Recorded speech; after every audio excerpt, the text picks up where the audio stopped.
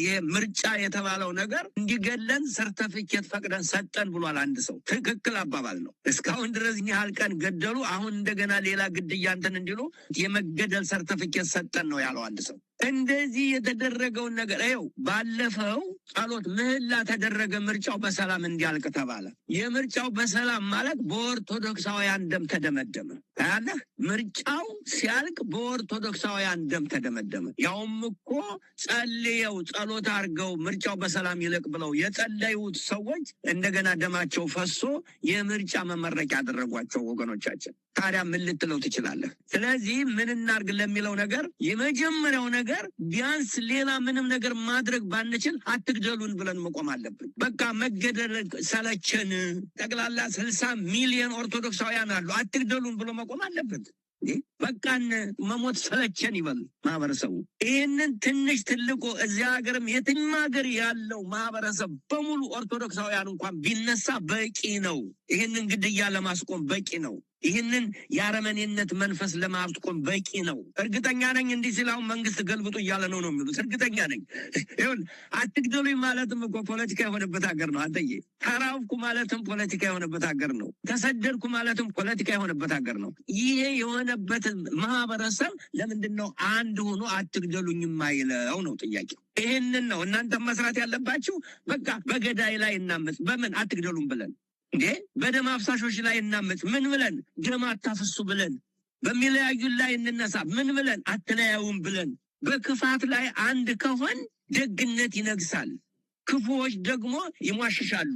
ይህንን ነው የምናደርገው። እንደዚህ አይነት ጊዜ ራሱ ቃላት ፈልጎ ማግኘት እንኳን አይቻልም። እውነት እነጋገር አይቻልም። ይህን አይነት ሂደት የሚገልጽ ቃል ማግኘት በጣም ስለሚከብድ ይሄ ነው ብዬ ልናገር አልችልም። ለነገሩ መቼ ሞት ቁሞ ያውቃልና ነው በኢትዮጵያ ውስጥ ይሄው ላለፉት ስንት ዓመታት ሞት እኮ በቃ የኛ የህይወታችን ክፍል ሆነ። በመንገድ ላይ ሞት፣ በከተማ ሞት፣ በቤተ ክርስቲያን ሞት፣ በየትኛውም ቦታ ቢሆን ሞት ነው። በቃ መገደል። ሞት ስለ ደግሞ ሞትን ብሎ መሞት አይደል፣ መገደል ነው። ስለዚህ ይሄ የመከራ ጊዜ ስለሆነ ይህንን የመከራ ጊዜ እንዴት አድርገን ልንገልጸው እንችላለን? ቃላት ራሱ አናገኝለትም።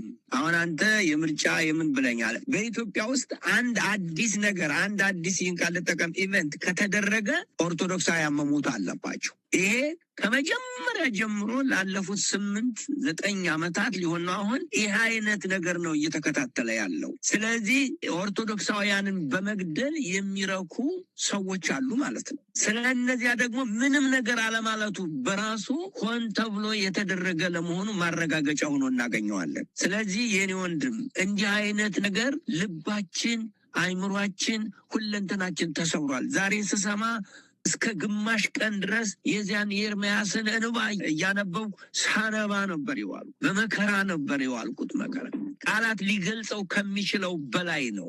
ስለዚህ እንዴት አድርጌ ልገልጽልህ እችላለሁ? ይሄ ነገር ይሄ ነው ብዬ እንዴት አድርጌ ስም ልሰጥልህ እችላለሁ? 15 20 30 40 ሰው በአንድ ጊዜ ሞተ ሲባል እንዴት አድርገህ ልትገልጸው ትችላለህ? ያው መንግስት የሚባል ነገር ባለበት ሀገር ላይ እንዴት አድርገህ ልትገልጸው ትችላለህ?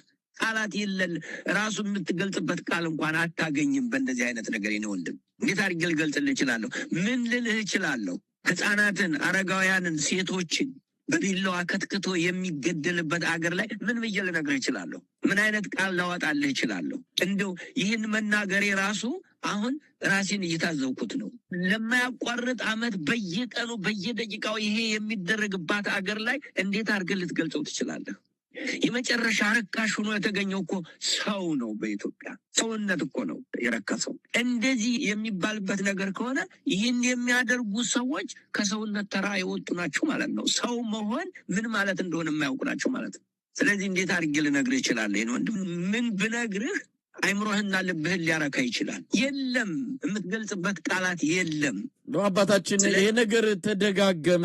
አርሲ ላይ እንግዲህ በየቦታው የኢትዮጵያ ኦርቶዶክስ ተዋሕዶ ቤተክርስቲያን እምነት ተከታዮች ቤተክርስቲያን ይቃጠልባቸዋል። ምዕመናን ባለፈውም ሰው አዲስ አበባ በነበሩ ጊዜ የኢትዮጵያ ኦርቶዶክስ ተዋሕዶ ቤተክርስቲያን ላይ አገዛዙ ዱላ ሰንዝሮ ያመጣውን መከራ ያመጣውን ማት እናስታውሳለን። ብዙዎች ተገለዋል፣ ብዙዎች ተፈናቅለዋል፣ ከሀገር ተሰደዋል። ያን ያደረገ አገዛዝ አሁንም በስልጣን ላይ አለ። ምርጫ በሚል ደግሞ ቲያትር ሰራና የሰውን ትኩረት ለማሳብ ለማስቀየስና ወደ ሌላ አቅጣጫ እንዲሆን ለማድረግ ደግሞ እንዲህ አይነት ግድያዎችን የሰላማዊ ሰዎች ግድያዎችን እንደ ተራ ክስተት እየሆነ የመጣበት ሁኔታ በተለይ አርሲ ላይ አላቆም አለ አላባራ አለ። ምንድነው እዛ አካባቢ የተፈለገው? ለምንድነው የአርሲ ምድር አኬልዳማ የሆነችው ለኦርቶዶክስ እምነት ተከታይ የደም መሬት የሆነችው አርሲ ለምንድነው? አርሲ ብቻ አይደለም አንተ የጠቅላላ በኦሮሚያ ክልል በሙሉ የተደረገ ነገር ነው። ምንድነው የሚለው ነገር ያደረጉትን ሰዎች ነው እንትን የምንለው ነገር ግን ማህበረሰቡ ምን ማድረግ አለበት ህዝቡ ምን ማድረግ አለበት ለሚለውን ከጠየቀኝ ምንድነው የሚለውን እነሱ ናቸው እኮ የሚያውቁት። እነሱ የሚፈልጉት ከዚያ ምድር ላይ ኦርቶዶክስ የሚባል ነገር በዚያ ምድር መኖር የለበትም ብለው ነው የሚያምኑት። መኖር የለበትም ማጥዳት ነው የሚሉት። ከኦርቶዶክስ ጽዳት ነው ኦርቶዶክስ ማጥዳት ነው የሚሉት እነሱ። አሁን በሰሞኑ እኮ ደግሞ ያ ይሻሻላል ብለው በዚህ በህገ ወጥ ተሹመው የነበሩት እንደገና የተመለሱ ሰው ናቸው። ከዚህ ሄደው የተመደቡት የዚያው ተወላጅ ተብለው እንትን ይላሉ እና እንዲያውም ቁጥር እየቀነሱ የሚናገሩ ሰው ሆነው ተገኙ ማለት ነው። ያ አካባቢ ጠቅላላ ከኦርቶዶክስ መጥዳት አለበት ተብሎ ተወስኗል።